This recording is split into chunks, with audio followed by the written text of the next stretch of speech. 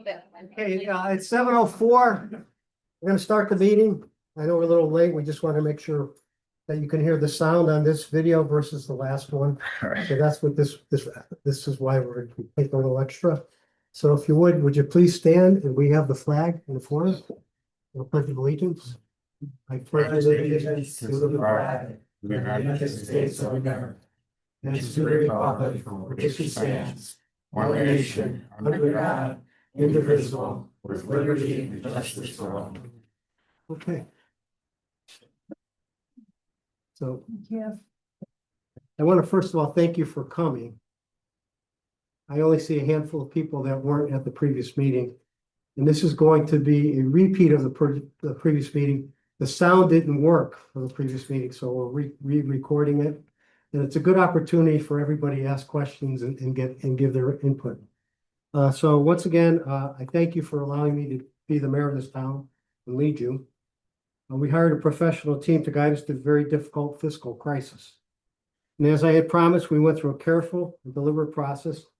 We hired a professional full-time controller, CFO for the city of Ansonia, Michael Iodice, sitting in the front.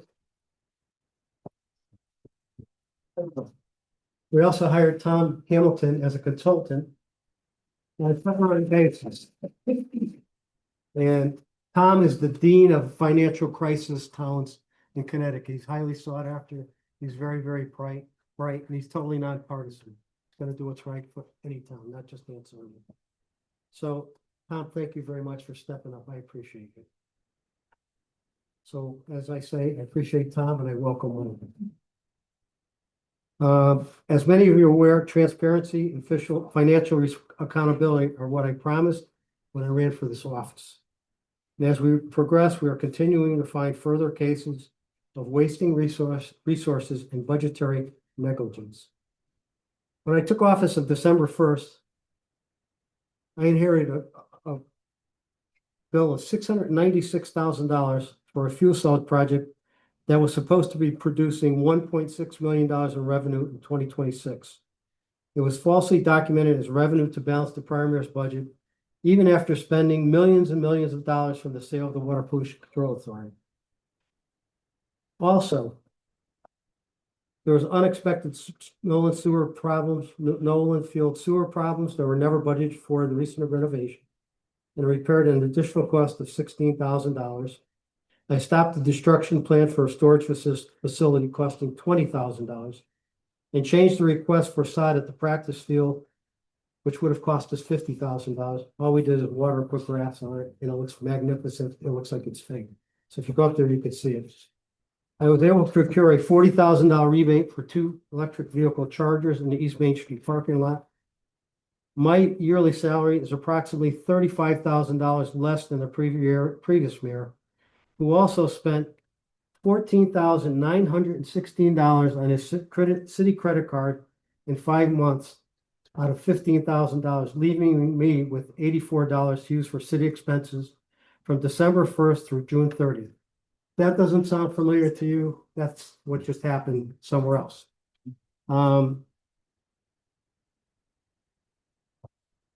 With the approval of the Board of Aldermen, several of them are here tonight. Thank you for coming. I hired an outside consulting firm, Clifton Larson Allen, to capture a potential rebate of 30% for the solar parking facility. That's approximately $900,000. And 40% for the fuel cell project, which is 40% because it's being put, or it will be put, it's not being put, because it's been a legal battle for over a year now. But we're working on that. We think we've solved that, which would be 40% of the install. So 40% of $1 million, folks, is $400,000. And we're talking about tens of millions of dollars, we think, once it's put in. So that should be a significant windfall to the town if and when it happens. And as long as I'm here for the next few years, it's going to happen, I guarantee you. And as a result of the former mayor, prior to my taking office, he failed in his legal and ethical responsibility to file an IRS extension in October of 2025 for the ground mount solar system installed at the city landfill.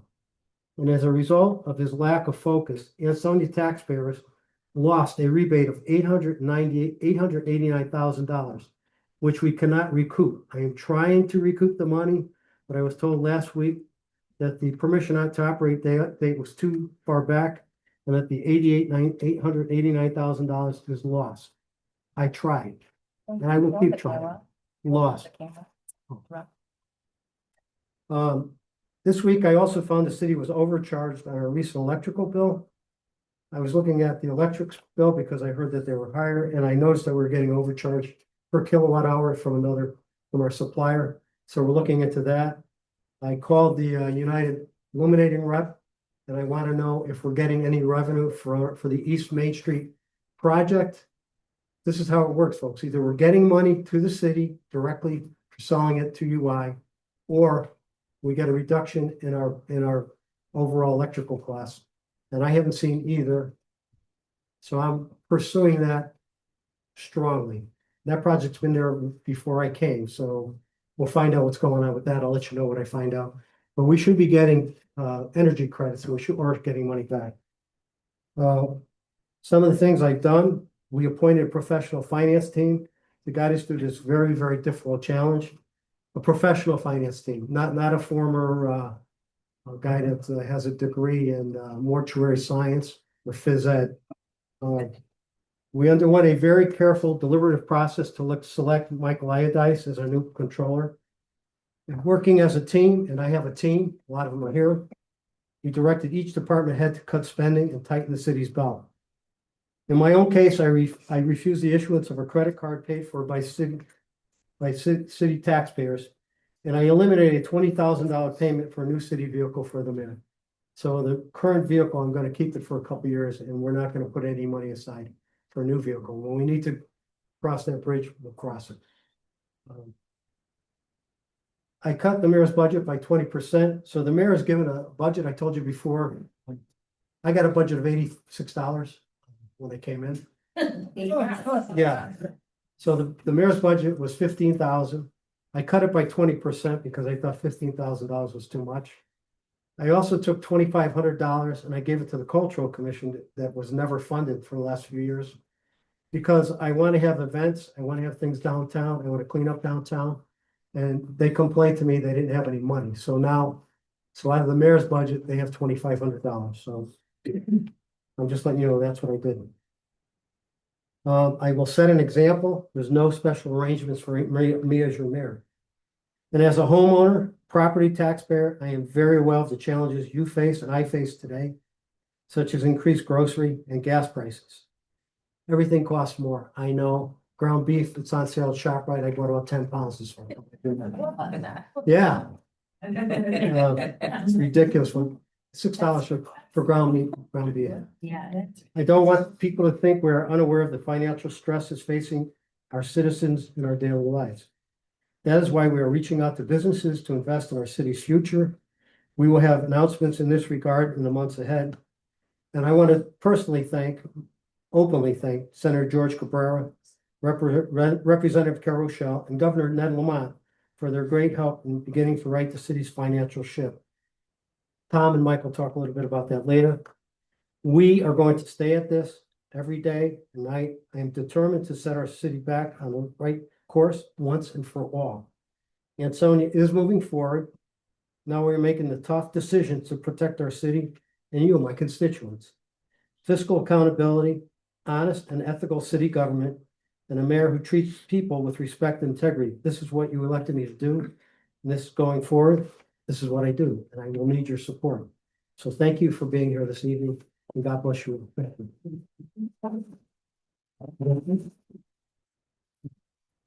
So with that, Mike Lyodice is going to take the stage. Thank you, Mayor. So I'm your new CFO, Mike Haddis. Just want to take a moment to introduce myself. I want to say thank you for your warm welcoming. So many of you come up to me and wish me well in my new endeavor. I'm excited to serve the city. So thank you for your support. So let's dive in. So I wanted to provide you with a historical context of what this administration has inherited. This graph charts the previous 3 years of actuals based on our audited financial statements. Now, I want to save the time of reading a 90-page audited statement and just make the numbers easy to digest here. So what the trend is you see that revenues are declining while expenses are increasing year-over-year. In terms of revenues, we saw significant grant funding decrease, and we also saw a modest reduction in charges for services, which are fees that the city collects. On the expense side, the Board of Education and general government expenses have been rising over the past 3 years. So this leads us to our net position based on the revenues and expenses you just saw. And you can see here significant deterioration over the last 3 years. We went from 3.7 in the positive back in fiscal year 22 to 23, down to a loss of 11.4 million in our last full fiscal year 24-25. So I want to take you through a little history on the unsustainable and unsound practices of the past administration that we uncovered, mostly uncovered by Tom, who did some forensic accounting basically to really dive deep into the numbers. The use of one-time WPCA asset sales were used to subsidize the annual operating expenses. Now, the best practice here is really to use a one-time sale for one-time expenditures, like paying down debt. Like that would have been a good use of those sale assets. But instead, it was used to subsidize the growing expenses that we keep seeing. The use of one-time WPCA proceeds were used to artificially lower mill rates. That's another way of saying that. So instead of gradually increasing mill rates year-over-year, as your expenses continue to increase, you raise the mill rate, your taxes to meet those rising expenses. Those mill rates were kept artificially low by that subsidizing, those annual operating expenses with the WPCA money. So this created a large fiscal cliff for this upcoming fiscal year 2026 to 27 left by the past administration. Fuel cell revenue, as the mayor mentioned earlier, we saw 1.6 million built into the 25-26 this year's current budget, which will not be realized in this current year or in the next year, because that project has not gotten underway. Fuel cell debt service expense of 1.7 million was not included either in this current year 25-26 budget, despite payments having already started, as the mayor mentioned, on his first day in office. So, folks, you need to know that when you borrow $37 million, those are interest payments are required. And none of that was budgeted in the city budget, and we have to deal with it. So I don't have the numbers in front of me, but I think it's $2 million in June, roughly. No, $3 million $3 million. next year. $3 million. Oh. This year, it's 1.7 million. So this is stuff that was all hidden that we found. Okay. Go ahead. I'm sorry. I didn't Yeah, mean to- no, this is a great point to make. Thank you. So the magnitude of the overall budget shortfall suggested a tax levy increase in the range of 26% that would be necessary to restore budgetary balance. Now, 26% is impossible. There's no way we could raise taxes by 26%. And this is something that Tom Hamilton brought to your attention back in February when he presented to all of you at the special board meeting. So let's talk about that 26% tax increase that would be necessary. So the fiscal cliff that we inherited was $10.4 million. So we're to break that down for you to explain what's in that $10.4 million. Well, the use of future revenue, the WPCA sale proceeds, makes up $5.25 million, right? That's just from the WPCA sale. The use of fund balance was $48,000. The fuel cell pilot payment revenue, once again, these are not operational yet, amounted to nearly 1.6 million. And then the unbudgeted debt service for this fuel cell project is just over 3 million. That's how we get to this financial cliff that we're facing.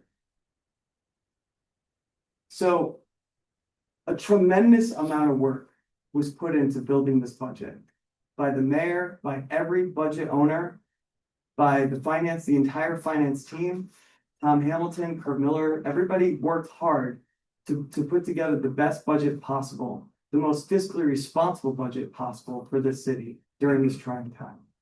So what I wanted to do was break it down for you so you could see the drivers of the decreases and increases. So to your far left, you have this current year's budget, 2025 to 26, of $68.1 million. And to your far right is next year's proposed budget of $69.1 million. And that's a 1.5% year-over-year growth. That's a very low growth percentage considering the amount of expenditures that are going up. What's an average that a town, a city might do, like for growth of a budget? I understand why we're keeping ours so low. But what's the Probably average? 4% would be typical. Okay. And don't forget, we have union contracts, Yeah. those go on and on and on. Oh, no, but I'm saying we're doing this to try to be fiscal responsible and yeah, okay. Yeah. So in red is $200,000 of budget cuts that we've made. 100,000 of that comes from staffing reductions. This is staffing reallocations. This is reduced labor hours. This is leaving vacant positions unfilled. Another 80,000 is by public works, the curbside pickup efficiencies that we've gained. And 20,000, as the mayor alluded to earlier, is the elimination of the car payments. Now, on the increase, the primary driver of the budget increase is this over $1 million debt service increase, right? That's really what's driving this increase overall. And then insurances go up every year. So this coming year, they're going up $25,000. And then you have other net puts and takes, which equate to $125,000 net increase. And that's what gets us to $69.1 million. So I thought it'd be really helpful to break down, where does your taxpayer dollar go? Where does every dollar actually go? And so what you see here to your right is our full budget, our $69,146,155 that is proposed for next year's budget. And you can see the pennies on the dollar associated with each category. And I've circled on the top left that nearly 70 cents of every tax dollar is an investment in education and public safety. This is not frivolous spending. This is strong investment in what matters most. Another way to break down the budget is to break it into 3 easy to digest categories for you to understand the impact. First, we look at the Board of Education. And you'll see here that the Board of Education actually remains flat. Now, the Board of Education has been increasing every year. It's been on the rise. And so it was the mayor's directive to hold that budget flat this year. So the Board of Education had to make some difficult decisions in order to actually do that. This is the minimum we could actually lower the Board of Education. We can't cut back any lower than what they had last year. It's by law. City expenditures actually decreased by nearly 100,000. You can see here we made those cuts, those reductions. And then the debt service, once again, is what's driving the increase of 1.1 million, as you see here. So total budget increase about $1 million, right? That's the net effect.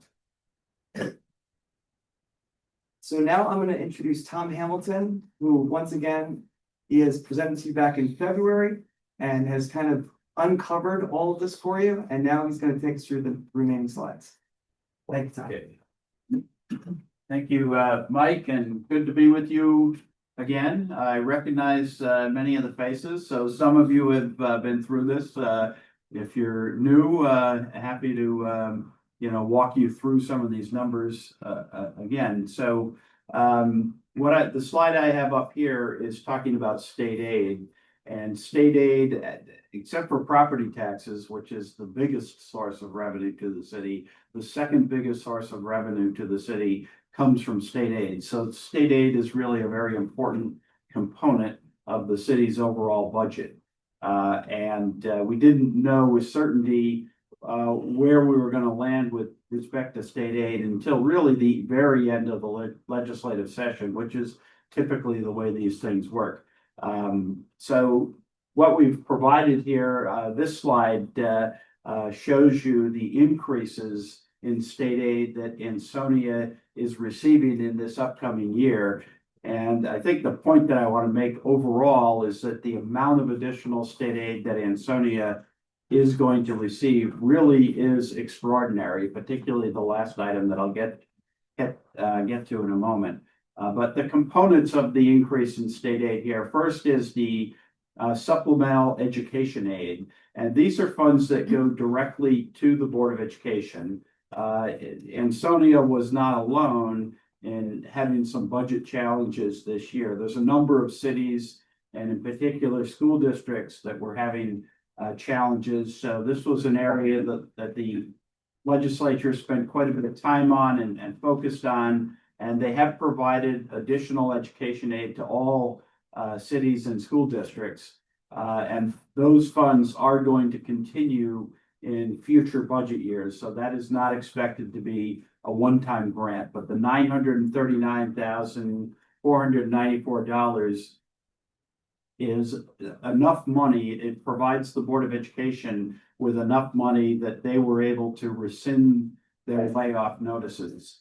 So at this point, it's our understanding is the Board of Education should not need to lay anyone off with this additional state aid that is now coming in to support education. The second item is a part of the Mashantuck and Pequot and Mohegan grant funding that comes from the two casinos in Connecticut and slot machine revenue. This is a one-time addition of $261,000 to Ansonia based on a existing formula on the distribution of those funds. There's a small increase in the adult education grant. And then the last item, which again is really the extraordinary item here, is the one-time rescue funding of $3,250,000. And this was really, I think, the work of our state delegation, Representative Rochelle and State Senator Cabrera. Both worked extraordinarily hard on convincing the legislators up in Hartford that Ansonia truly was in a pretty difficult place and needed these additional funds. And so these additional funds have now been made available to Ansonia. And again, the $3,250,000 is really a truly extraordinary amount of funding. It is one-time funding though. So what we've done in terms of looking at a multi-year perspective, which is one of the recommendations that I've made to the mayor and made to the Board of Aldermen, is that the city needs to look at its financial picture over more than a single fiscal year. You really need to look at things over multiple years. So that what we've suggested doing is, now that we know that this additional state funding is coming in, we've suggested dialing back the amount of money that the city will use in next year's budget from its remaining fund balance and save those funds so they can be stepped down in future years so that we don't create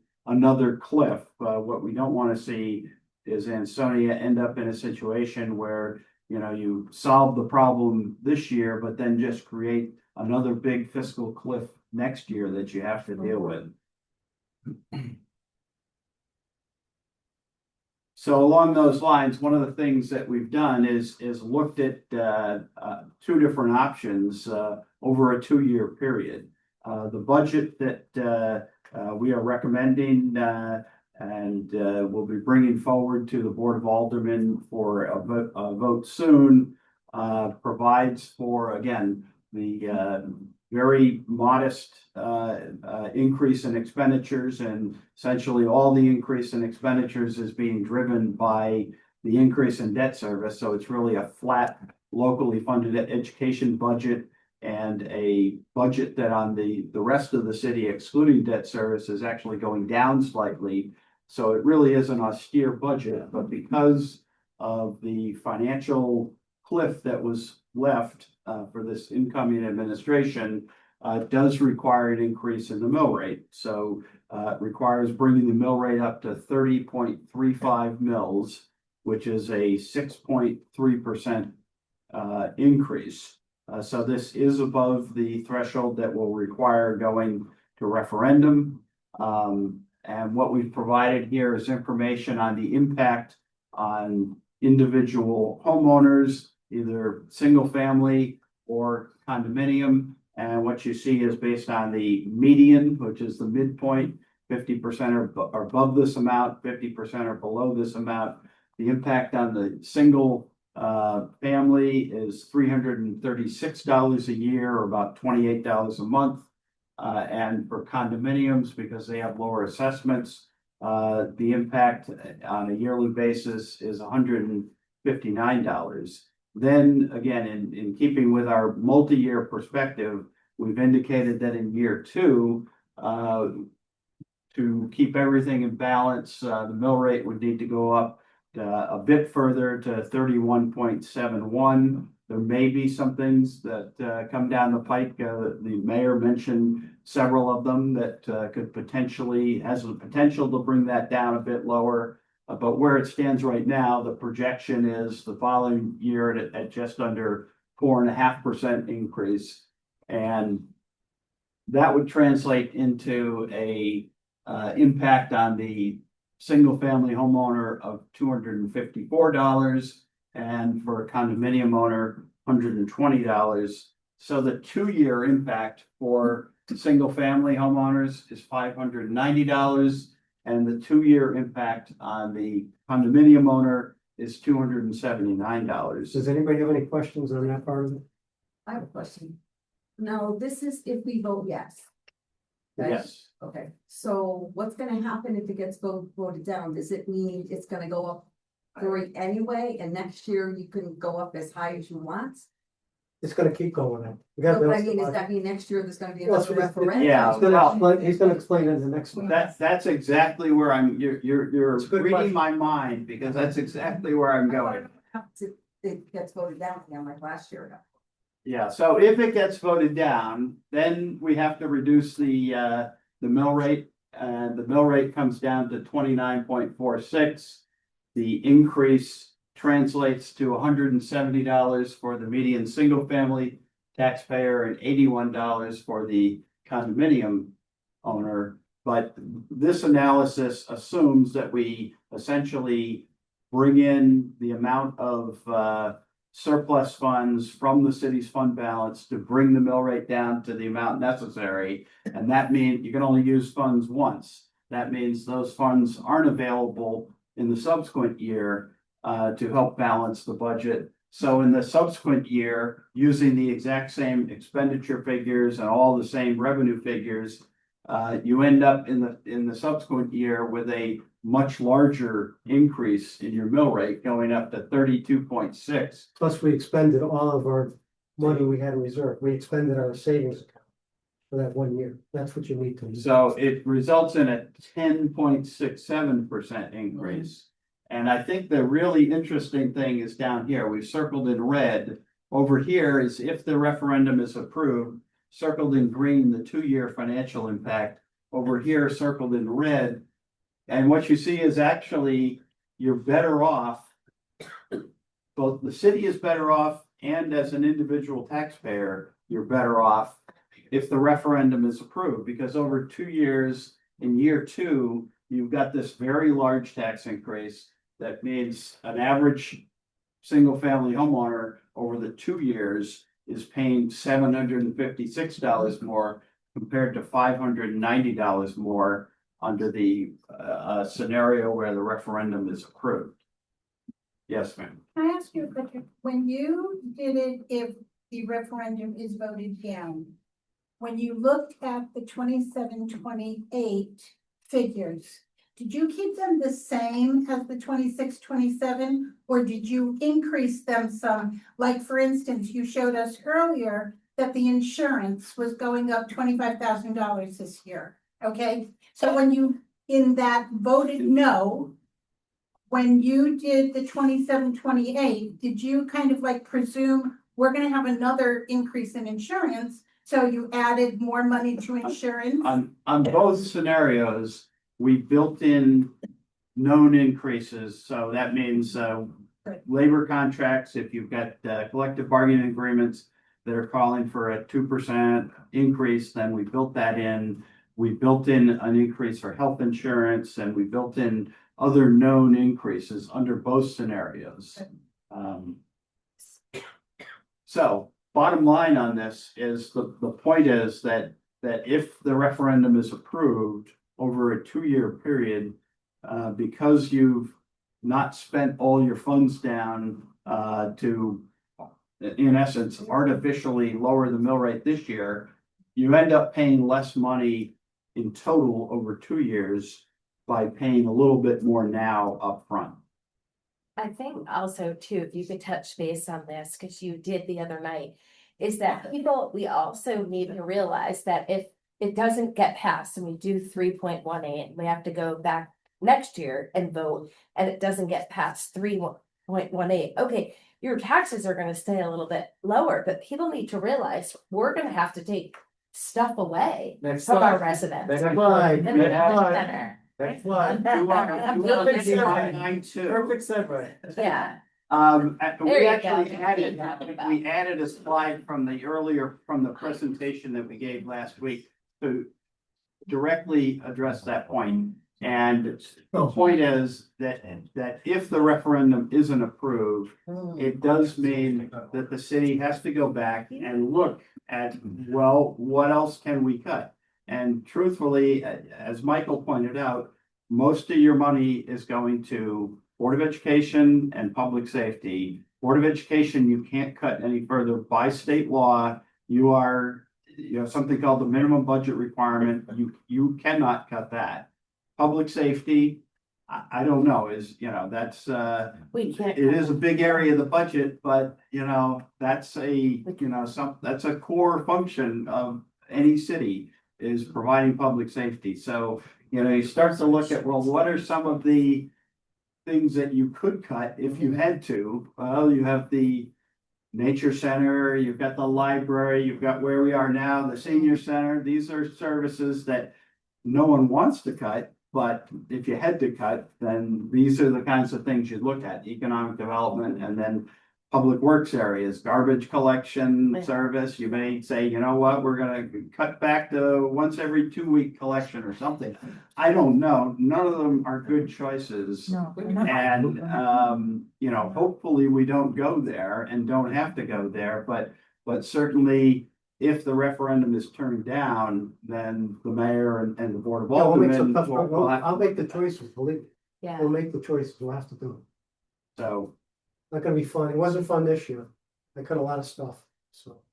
We had a 0 increase budget this year, 0. Last year, they had a budget increase. All the revenue they took from us as the tax collectors, they give to the Board of Ed. So that put us behind 2 years in a row, so. There's nothing left to cut. Like Tom said, the spending side, we're under control right now. But the revenue side, we're out of control. We're not getting the money into for what we spent. So we're in trouble. You can't be $11.2 million in a hole and not pay for it. That's what happens to us. And that's why we're here. I want people to know this. I want you to know, yeah. the day I walked in the office, I had to sign a check for $695,000 for an interest payment for a $37 million project that nobody in this room knew about, because I almost fell off the chair when I found out. Okay, unless you knew about it, someone told me. So we have $37 million of inventory sitting in New Jersey. That's a separate issue. We're working on that. We're trying to get these fuel cells going. And I'm working very hard. I met with the governor. I met with the Speaker of the House, of course, Kara and George. They've been very helpful. So as I mentioned before, we could not get this passed because this city signed a contract with a company called Hyaxion. And 4 months later, they signed another contract with JCI. The problem with the city is they said, well, they didn't sign the agreement with Hyaxion. They didn't sign the agreement after they agreed with Hyaxion they would put it in. So the signing council saw a letter from the city saying they would do it. The Board of Aldermen refused to sign the contract. So now Hyaxion went to the Public Utilities Company, said, here's the agreement. Siting council says, okay, you got it. So now JCI says, wait a second. You have an agreement with us. And I actually said, oh, no, we want $1 million from you, Ansonia, to get out of this contract. So that's where I inherited the mess. I've been working with people in Hartford. We spent at least a couple hundred hours on this at Department of Energy, Deep, Public Utilities, Clean Energy Bank, the governor's office, the State House. 25 people in a room, and we talked about how we're gonna get out of this mess. And we were able to pass a special exemption so that Ansonia could build a facility allowing us to produce 2.4 million versus whatever we said we would do with JCI was over 3.6. See, the problem was we were gonna produce more energy than it was allowed by the state government. The state government limited us at 2, not us, but the whole program, 2 megawatts. And I think ours would have brought it into 2.3, so they denied it based on that. Not only that, the project produced more energy than we could sell. So we could only use 20% of the energy that this was going to produce. We had no buyers. So we went to the governor, and the governor is willing, he worked with UI and us, is to use that in other state agencies. We would be selling this energy to the state, so now we have a customer. Well, we have one more hurdle to go. We're not through the woods, but once we get through that, we could start to build this thing, and it's gonna take a year. I talked to the gas company 6 months ago, and they said, when you get the green light, let us know. It's gonna take us a year to get all this infrastructure. So just one other note, if you ever happen to be going by Farrell, and you could look in, there's a wall on North Main Street on the right. That's being torn down in sections because that's where the fuel cell is gonna be. And it was very dangerous. And they're actually rebuilding that because I requested that. We had funds for that. To rebuild it before we put a fuel cell in and have it fall on top of it because it was dangerous. So that's happening ahead of time. At least we're doing something right. Go ahead, Rose. Just a question. So in other words, this year, if we vote yes, it's gonna go at 30.35. Mill rate. Whatever was on the side. Yeah, I have here. Okay, 30. So like next year, it'll stay at that mill rate. That's what you're saying, if we vote yes. It won't say it. No, so we're It's gonna go up to 31.7. Oh, I got you. Okay. All right, I'm now, not staying at that anyway, but hopefully, it'll stay lower than it would have if we. Correct. hopefully, That's correct. That's correct. and hopefully, listen, I don't like to use the term future revenue because I think it's BS, you know. Yeah. I'm a business guy, these guys are accounting majors, I'm an MBA guy, and Joe Confinati's another MBA guy. We don't use future revenues, that's a BS term, right? That's what they did. We're hoping that if we get these rebates, that we can drive that down, especially next year, but you can't go by that. So life doesn't work that way, folks. And I'm not gonna lie to you, that was BS, that should have never been put up. That was misleading, it was false, and I would call that fiscal malfeasance, that's what I would call it. Why were we also told that this fuel cell thing was not happening when it was at? I don't know what I was, same thing as you. Tom, you and I were sitting there, we almost fell off the chair when we heard about this, right? Yeah, it was quite a shock. That the mayor's really already spoken to the fuel cell. The only issue he didn't touch on that I will just touch on here is the third bullet point is that the plan is for the city to issue temporary notes to finance the debt service on because the debt was issued back in 2024.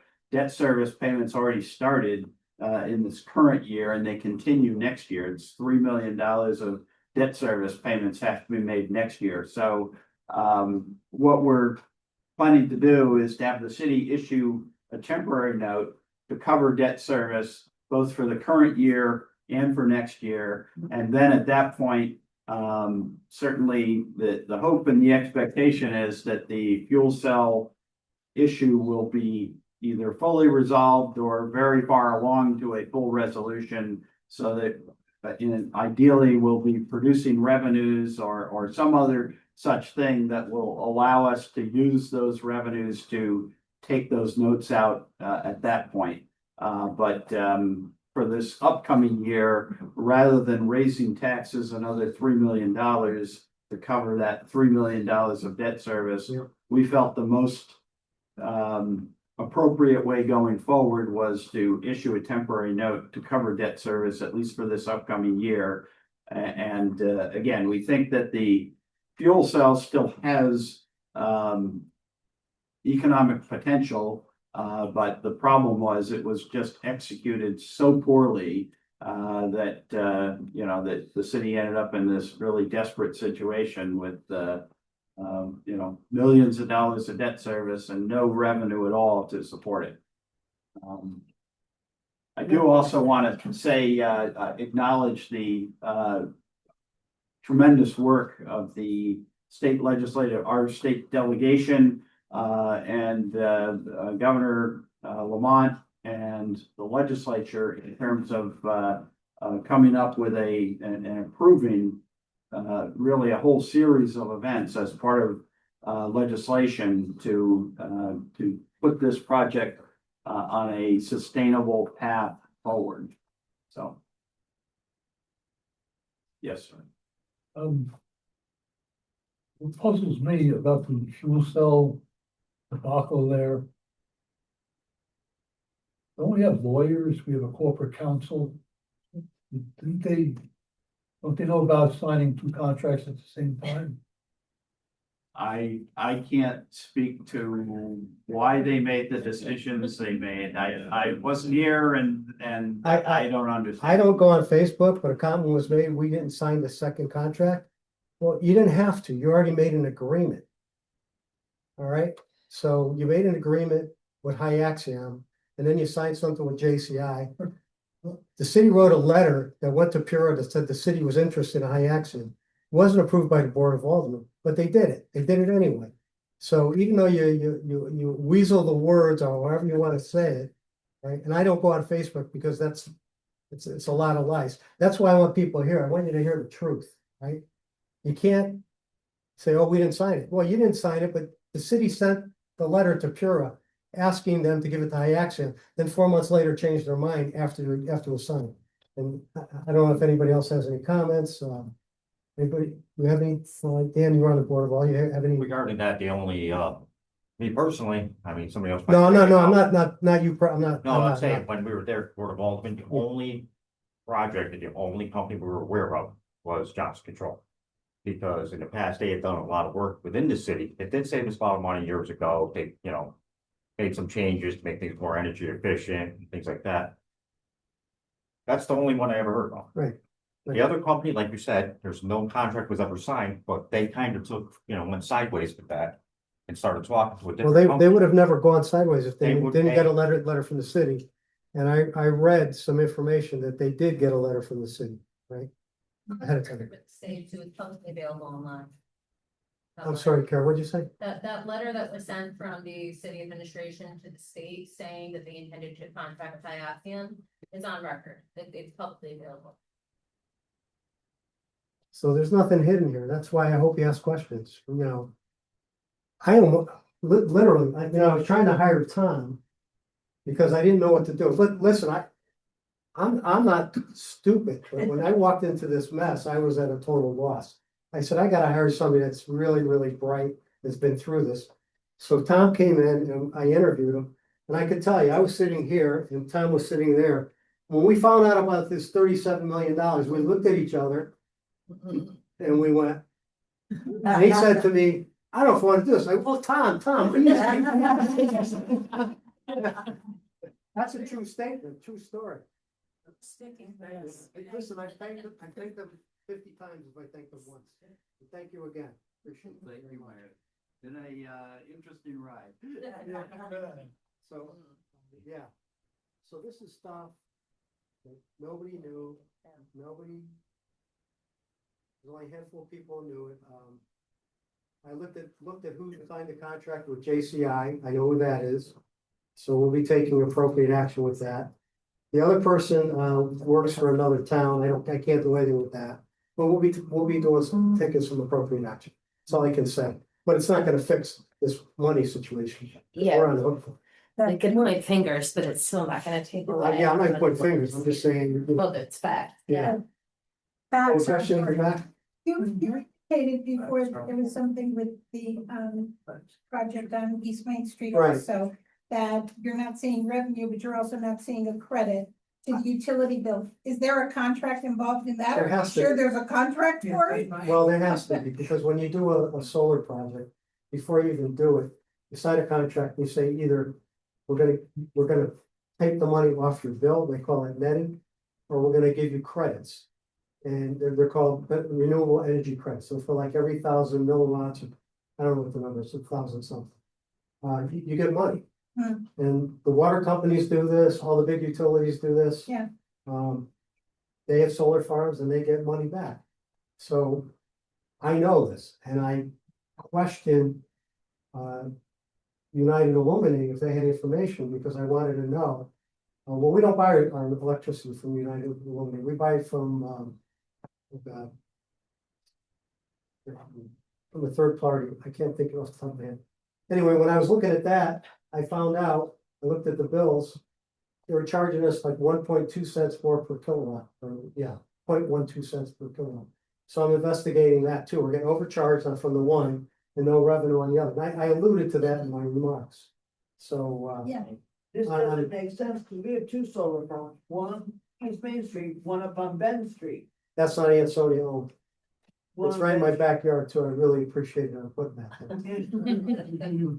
It's horrible. So that's privately owned. Oh, privately owned. Yeah. And they destroyed the end of my street, Shortle Drive. Yeah. They call it Hill Street, and it looks like the Deadly Desert back there. They took all the forests out. It's piles of rocks and dirt. It's horrible. I'm just sharing that with you. You ever take a ride down there, get out of the car and look, it's horrible.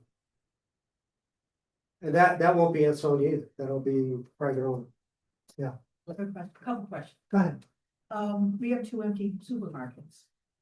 Is there anything happening with that? Are you? Well, I had a developer lined up for the one down here. And I did some clandestine digging. And somebody bought it right from underneath us. And I don't know anything about it. Beth, you hear any updates? No, nothing's been recorded, no sale of the property. So there was a title search. And there's been contacts between the owner and somebody in Connecticut. We don't know who that is.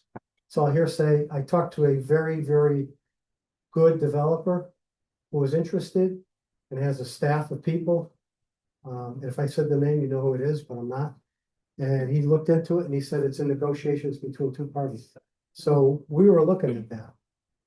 We're also looking at Olson Drive, but that's gonna be housing, it's gonna be nice housing, it's gonna be development. We'll talk about that in the future. You have somebody to look at that. It's not gonna be a soccer field. Yay, okay. Yeah. Quick. You think where they, as far as, Shelton is constantly building and doing stuff. Is there anybody that you can speak with? that- I have one of them here, but I'm not gonna give the name. Oh, you do? Yeah. Oh, okay. And my third question, when the vote, when is the referendum again? June June first. first. Okay, what kind of, how are you gonna present it to them? Because look at, Ansonia's bigger than what we have here. How is it gonna be presented so that people really get to know what's going on? You really need to target the people that care about the town. So if you know people that care about the town, talk to them. If they don't care about the town and they're gonna vote no just because they don't care. Because they don't at want all. their taxes to go up. I don't want my taxes to go up either, to be honest, I really don't. None of us do. No. But when I That's took, what we're gonna keep I want you to know saying. that, I want you to hear this, when I took the job, I had no money in the mayor's budget, none, I had $86. We had to pay $375 for hot chocolate. So I kicked in $100 and I took a collection at City Hall to come up with $375. We had no money for a wreath for the veterans for Pearl Harbor Day on December 7th. My wife Paula paid for that, okay? We had a fundraiser for the kids, we called it the inauguration ball. And we raised close to $2,000. Well, I bought the tablecloths for $100 out of my pocket. And I donated $400 to make sure it was a success. So it's not like I don't care. I need people that care about the town to step up. But if you talk to these people that think, I don't know what they're thinking. The message out there has got to be, we're trying to move Ansonia forward. I'm honest. I got a great team of people. They're all honest. A lot of them are here today supporting this. The problem is the people that are honest and supporting it are here.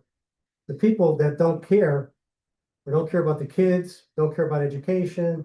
You know, we've got some programs going. We're gonna have kids working this summer, and we've got some art stuff. We've got state aid. Kara's working on a program for us to get jobs for kids this summer. So we're doing a lot of good stuff.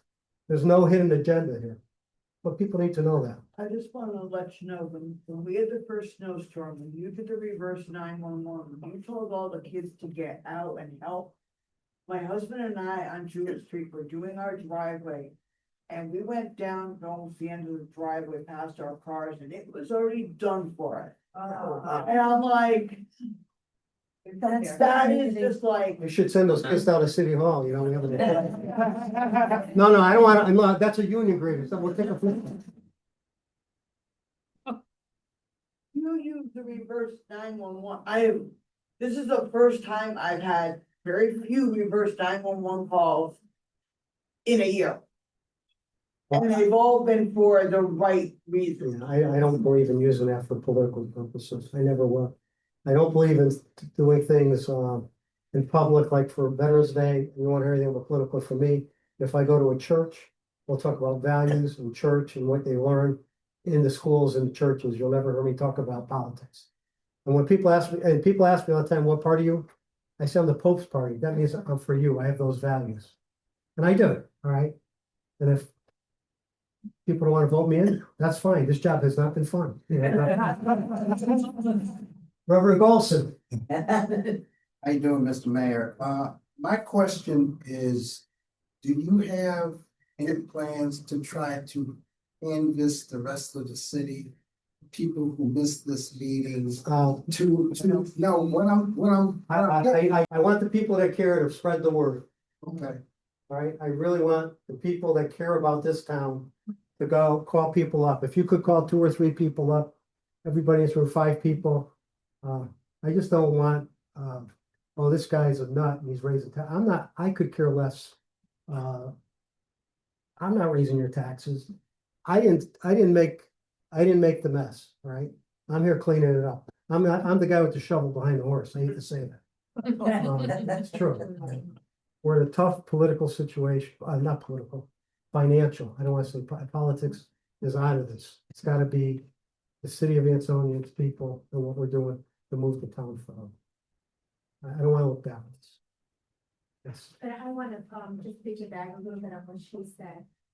So how many people or how many voters do we have here in the city of Ansonia? I say that only because right here you said us get the word out, but how many of us are there here? You can't go by the number of voters. You got to go by the number of people you know that would support this. I mean, we had a meeting one day last week too, and advertised that meeting. I mean, it was on social media. I know that I texted some people in our ward. We have been trying our hardest to communicate. And we did this same exact presentation now twice, actually 3 times, if you came to the Board of Aldermen meeting 2 weeks ago, right? And every time I hear this, I hear something different, right? But so we now have had 3 presentations on this and have put it out to our community and said, please come listen to this. I can't go to people's house to drag it out, right? So I agree with Mayor Brady is saying. I can't tell them to vote now yes either. to spread I need the them word. to look at the facts. Yeah. All the facts. Make a decision. That's So the right decision. there's gonna be a video of this and hopefully everybody will share it on their social media pages because a lot of people do in fact get their news from there. Unfortunately. Yeah, sometimes fortunately, sometimes unfortunately. But the fact is that we have to spread the word of, this is just facts. This is just the truth. This is Yeah, the so, situation. people that care about the town. We want to do right by the kids, do right by the people in the community. Patty, go ahead. Ann just reminded me, I wasn't gonna ask this because this is literally my 3rd time hearing, but could we go to the 2nd slide? Please? This one? Next one? This one? Okay, so that big drop 3-year deterioration. That includes the $41 million infusion from the sale of the sewage treatment plant. So even with that $41 million infusion, it's still plummeted, so.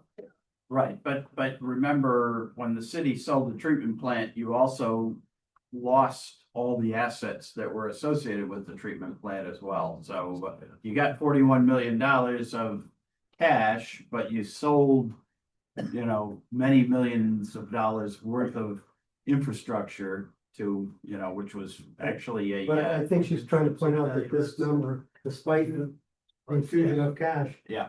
It's It's still, precipitous. yeah, Right. so, thank you, yes. And again, that's, after seeing it 3 times, it's like, whoa, wait a minute.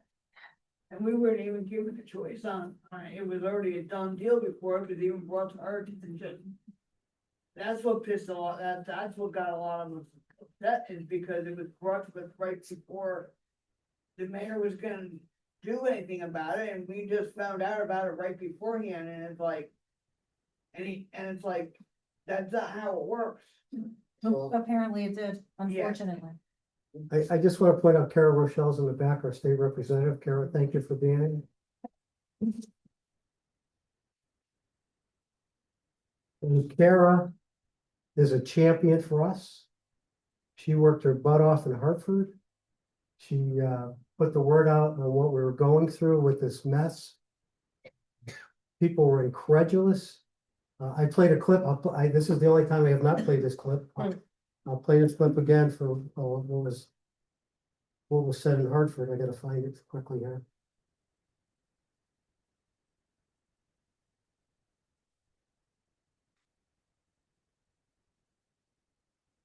Representative Steinberg.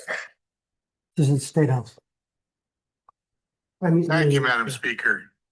This section is in response to a particularly unfortunate situation in the community of Ansonia, which somehow managed to endorse 2 fuel cell projects at the same time on the same piece of land.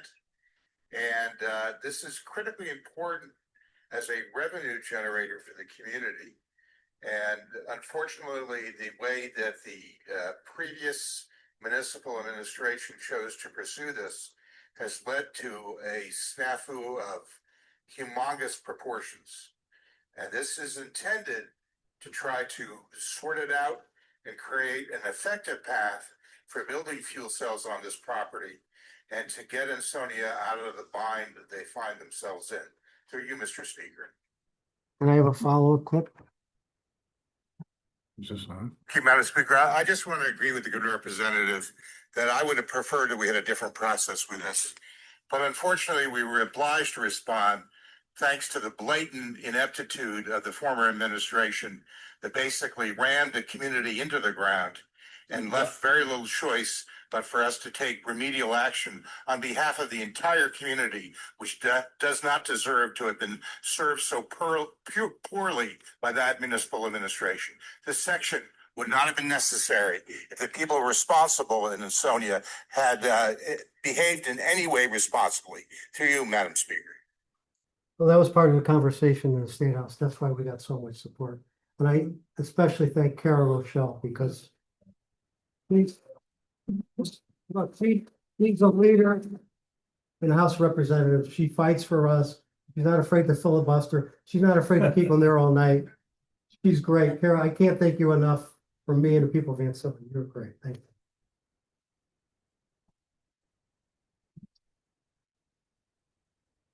Any more questions?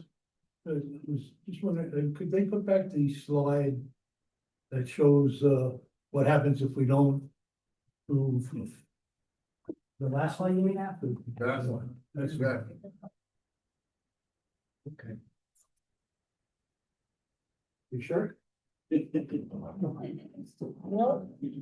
we're gonna post the slide online as well. This is something we do want to share. Will the updated slides be available? Yes. Okay. Yeah. Sorry, what? Little in your face. Say it again. I said the entire slide deck is up under the files for the Board of Alderman meeting. Okay, good. Yeah. Yeah, if you're quick, click on the meeting, you'll get to a page and it has this as well as, minutes and other things. So if you wanna share with your friends and family what that means, now that you know more, this is a good conversation starter, so folks understand when they're taking a vote, what that means. And so please do get the word out that way, and have those conversations with folks. They're not always easy, but it's important, because it's about all of our well-being as a city and all of our neighbors and their taxes. Yeah, we've got good leadership. We're driving the city forward. We're doing all the right things. We've uncovered a lot of bad things. And we're dealing with it. And it's not fun, it's stressful. But people need to know that we did not create the fiscal mess. We're cleaning it up. And I don't want to raise my taxes either, folks. That's all I'm going to tell you. Our families are here, our loved ones are here. We want to make sure that our city is a place that we can all remain. And when we talk about it as people, then family, friends, it's gonna go a long way. And if you get 5 friends, family members, anyone to vote in the referendum, that goes a long way in a referendum. And if they have questions, bring them to the legislators, bring them to City Hall. We have amazing financial expertise here in this room and available. Doors So- always open. Yeah. They'll be Are you there. sure? Call your older people, you know, our numbers, our emails, they're all listed right on the city's website. Call us, have them call us if they have questions, you know, we've all seen this a few times now.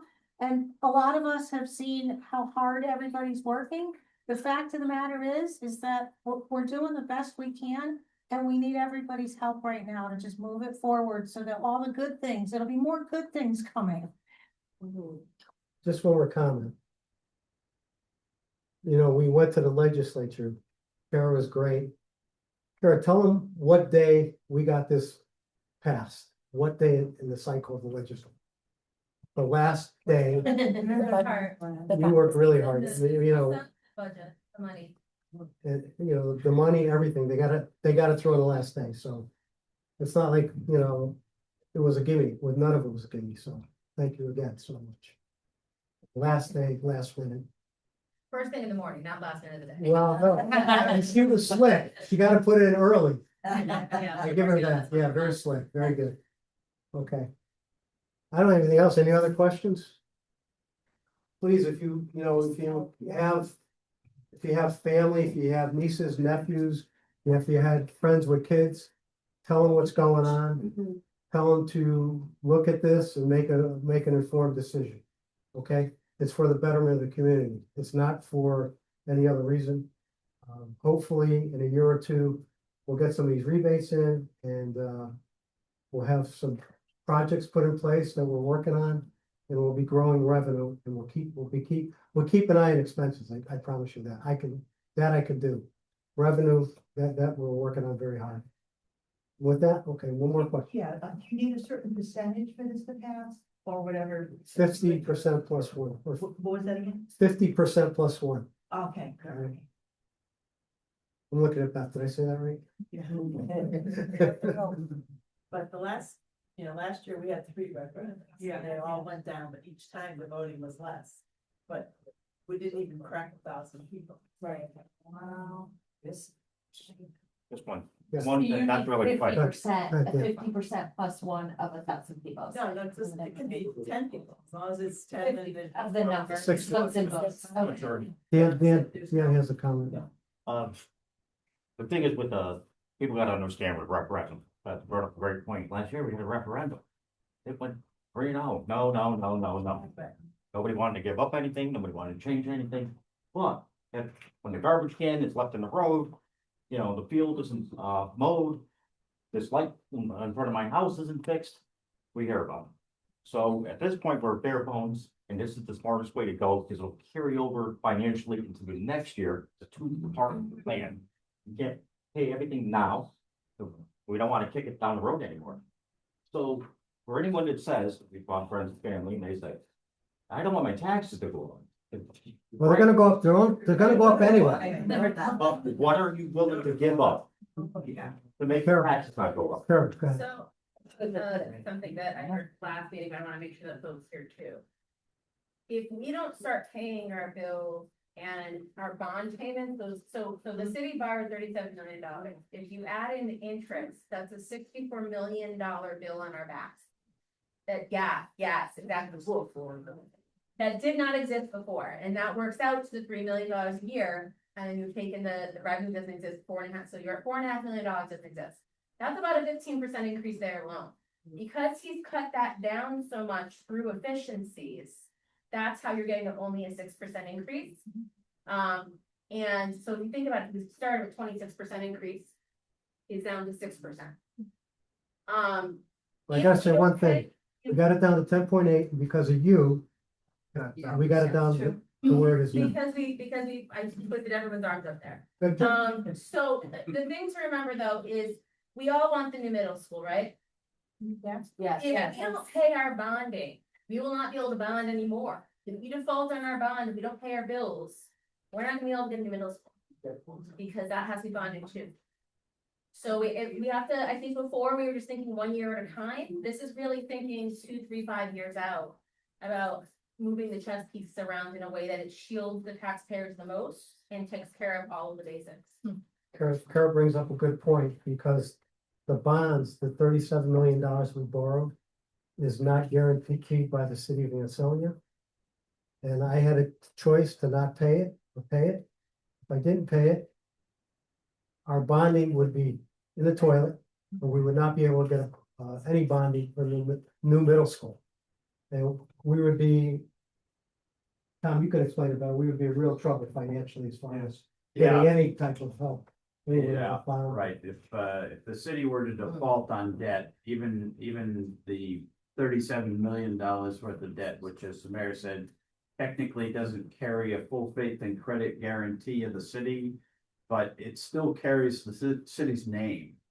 And it would be a really big deal for any city in Connecticut to default on its debt. I don't think it's ever actually happened. Bridgeport in the late 1980s tried to declare bankruptcy, and the state stepped in and prevented that from happening. And no one has really come that close. As you know, it's always been a case where Connecticut municipalities have made good on their debt, and so to not make good on this 37 million would be a big deal, and it would undoubtedly shut the city out of the bond market for a decade, maybe. I don't know. Years. So it would not be something you'd want to undertake lightly, that's for sure. So okay, once the new middle school is up and running, what is gonna happen to the old middle school? Because the problem Hamden has is they had 2 middle schools in the 80s, Sleeping Giant and Michael Whalen. Well, Michael Whalen is due to finally be demolished, only because they've had so many fires. We want to make sure that Ansonia does not do the same thing that Hamden has done with Whalen. We're working with our legislature to do something with the school, even putting like a small school in there to train people to do healthcare and stuff like that. There's a plan, but it's not gonna be abandoned and left. Okay, that's not gonna happen. Yeah, that's a good thing. Kara, you have any comment on that? So I mean, I don't wanna overspeak for the city, because I'm state their city, but are several ideas. I know that there's nonprofits that are interested. I know that there's been discussions about, what's called a child care incubator. Right. So we know there's a child care shortage across the whole state, right? We know there's not enough slots, and state has been investing about $300 million a year into a child care endowment to help expand affordable slots and eventually make early childhood free for parents across the state. There's a child care incubator is when you're taking people that want to be child care providers, because we need more of those, and saying you can provide childcare along with licensed childcare providers during the day, and then take classes here at night on how to get licensed as a childcare provider, on how to run a business. And then you become, it's almost like, when you go to a hair salon and your hairstylist rents the chair, it's like that, but for the classroom. So you run your business out of the classroom until you graduate, and then the next cohort comes in, which is why it's called an incubator. You're growing new childcare providers. and then dispersing them out to the community. But that is one thing, the team is interested in possibly partnering on that, and they are nationally recognized. And so there's several different things that the residents, the alders will have a menu of options to look at. But I've been able to work with these folks for about 6 months, and I would say they are go-getters, and so I feel very comfortable that they're not gonna sit in the laurels with that. Oh, good, because I don't want a repeat of what Hampton is going through. We're not here. We're not, listen, Hamden, don't. No, I mean, I go up there, I that's what I see, and I don't want that to happen again. Because I know if it's knowing that it's not gonna be abandoned, it's gonna be put to good use, it's got good bones, it's just the inside just needs a little bit of freshen up. Just like the stage at the high school, as they gotta do something because that stage is dangerous. Take it from, I did theater for 5 years, that stage is dangerous, somebody's gonna fall and get hurt. To do one last thing, I'm gonna cut you off for 1 second, we just told you that they're on top of it. But also just wanted to let you know, if you care about this, we did put into the budget this year in the legislature to do free bus rides for veterans. You know, you care about that. Oh, nice. Yes, it's just, I gotta check the date when it starts, I think it's October 1, but I'll double check for you. Okay. Thank you. Well, Okay. let's get a budget passed. Yeah. Yeah.